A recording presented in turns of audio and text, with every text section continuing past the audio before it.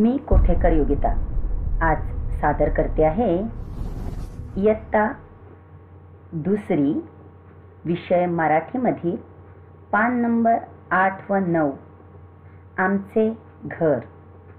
चला तर पाहूया चित्राऐवजी शब्द घालून वाक्य कसे तयार करतात। हे पहिलं वाक्य।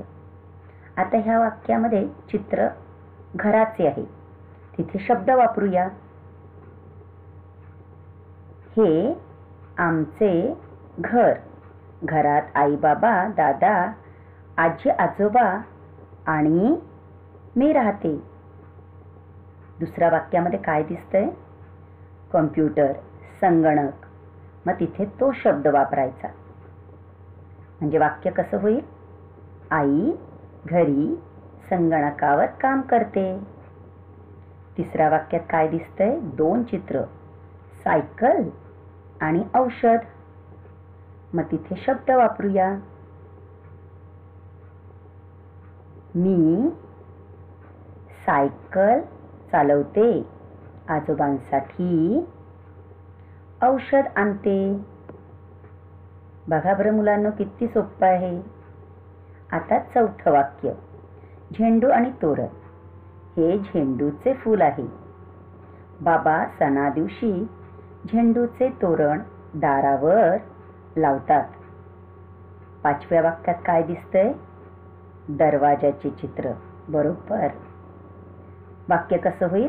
दादा दरवाजासमोर रांगोळी काढतो, मी मदत करते। सहाव्या वाक्यात तुमची आवडती बॅग बरं का? चला लिहूया। ही माझी बॅग आहे। बॅगेत वही, पेन आहे।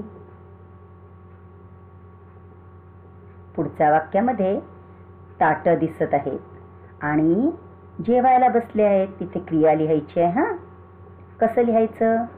दादाने ताटे मांडली, दोघे इथे जेवायला बसलो।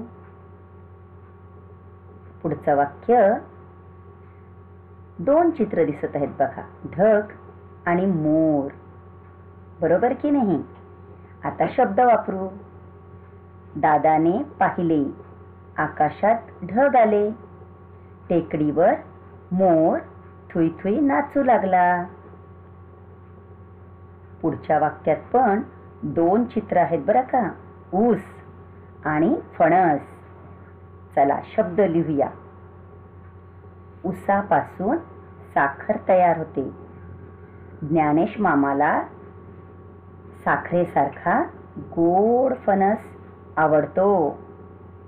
10वं वाक्य बघा बरं, पालेभाजी आहे। हां, मग त्या पालेभाजीच्या ऐवजी भाजी शब्द लिहूया।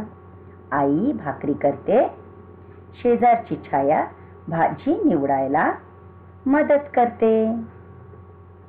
पुढचं वाक्य